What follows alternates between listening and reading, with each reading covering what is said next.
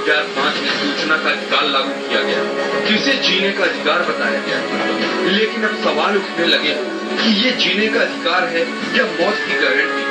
ऐसा इसलिए क्योंकि आरटीआई का इस्तेमाल कर आम जन का हक और सरकारी पैसे की हो रही बंदरबाट के खिलाफ जिसने भी आवाज उठाने की कोशिश की, उसकी आवाज को दबाने के लिए शाम, दाम, दंड सब कुछ लगा दिया जाता है।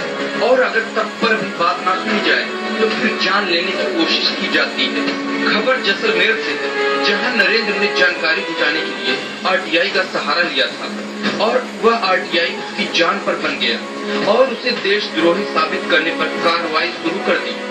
सभी अनियमितताओं को छुपाने के लिए प्रशासन ने कंपनी से मिलकर और मिलीभगत करके और हमारे खिलाफ जो है गोपनीय जांच कराई और मेरे परिवार के पीछे सीआईडी और पुलिस की गोपनीय शाखाएं, इन सभी को मेरे पीछे लगा दिया। मुझ पे दबाव बनाने का प्रयास किया गया ताकि मैं कोई किसी प्रकार के आरटीआई नहीं लगाऊं। नरेंद्र की गलती बस इतनी थी कि उसने आरटीआई के तहत बीएसएनएल के सैटेलाइट फोन इशू करने संबंधी सूचना मांगी थी। सूचना में एक ऐसी निजी कंपनी फोकस एनर्जी और जैसलमेर बीएसएनएल के टीडीएम पूरी तरह फंस रहे थे, क्योंकि बीएसएनएल के नियमों को ताक पर रख अंतर्राष्ट्रीय सीमा पर काम करने के लिए फोकस एनर्जी कंपनी को 100 किलोमीटर तक की रेंज में काम करने वाले सैटेलाइट फोन दिए, जो कंपनी को रास नहीं आया और उसने जैसलमेर डीएम से शिकायत कर दी और आरटीआई एक्टिविस्ट के खिलाफ जांच बिठा दी। फिर शुरू हुआ आरटीआई एक्टिविस्ट को देशद्रोही बताने की साजिश।